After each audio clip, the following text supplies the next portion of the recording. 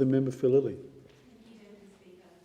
On behalf of the people of Lilley, I extend my condolences to the 33 families who have lost loved ones over this summer's bushfire crisis. Lost souls who stood and fought the fires. Some ran into the fires.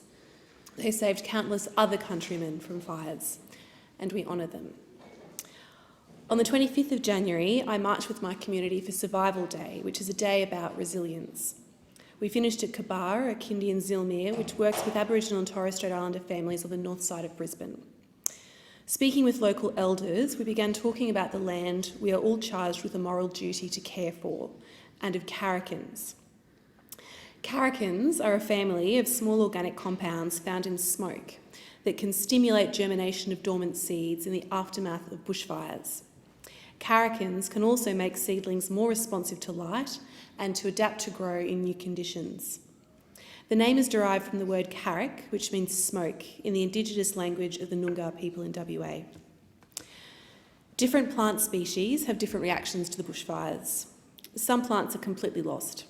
Others survive, but their leaves are incinerated or their bark becomes charred. However, from the charcoal-littered soil, plants will continue to grow after the havoc ends and eventually new green emerges. After this devastating bushfire season, I hope all Australians can take some heart from the resilient purpose and way of the carrikins. It is hard to fathom the level of destruction these bushfires have inflicted. 33 people have lost their lives, thousands of people have had to abandon their homes, over 1 billion animals have perished, and Indigenous communities who have a strong cultural attachment to their land have once again been displaced. We will remember the ripple effect that bushfires can have, and we will make sure that firefighters, emergency workers, volunteers and affected families have access to proper healthcare and counselling for the trauma, grief and loss that they have suffered. No one wants to see their national parliament play party games at such a time as this, but they do want to hear and see and feel true leadership from those of us gifted with the honour of representing them in the federal parliament. I am not here to try and score political points, but I will not shy away from an honest and robust debate about how we got here and what we must do now.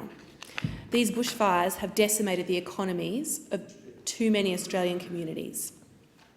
We cannot go on as we have before, because this summer has shown, more starkly than ever, that the cost of not acting to protect our people, our flora and our fauna from our harshening climate is a cost that we should not and cannot bear any longer. Every Australian has been impacted by the bushfire season. Tangalooma is just off the coast of my electorate of Lilley and the gateway to Moreton Island. Its stunning national parks are a quiet and serene relic of what the world was like before humans inhabited the land. They are home to a wide world of native wildlife, including 36 types of reptiles, 14 species of mammals, 11 species of amphibians and 11 native terrestrial mammals. On the 16th of November, a devastating fire rapidly spread through the northern parts of Moreton Island. Parts of this ancient relic have now been lost. The fires affected many of the native animals who had to flee their homes as trees around them burned. Tangalooma served as an evacuation centre for displaced travellers and locals who were seeking shelter from the fire and from the smoke. Thankfully, due to the indefatigable effort of firefighters, no homes were lost. But too many Australians elsewhere have been devastated by the loss of fire, loss of life and destruction of property. Australians have come together to help those who suddenly without by donating food, water and blankets. Some donated money, knowing what the immeasurable cost of rebuilding would be. Some, including emergency services workers, dedicated their time to coordinate efforts to evacuate communities and fight the bushfires. The camaraderie and bravery of emergency services workers and volunteers cannot be praised enough. They work for exhausting hours in conditions that push human strength to the limit to keep our communities safe. As the member for Lilley, I would like to highlight the work of the Queensland Fire and Emergency Service personnel at the State Disaster Coordination Centre in Kedron, at the southern point of our community. The centre has been activated during this bushfire season as a watch desk and communications centre to create an agile and advanced response to disaster.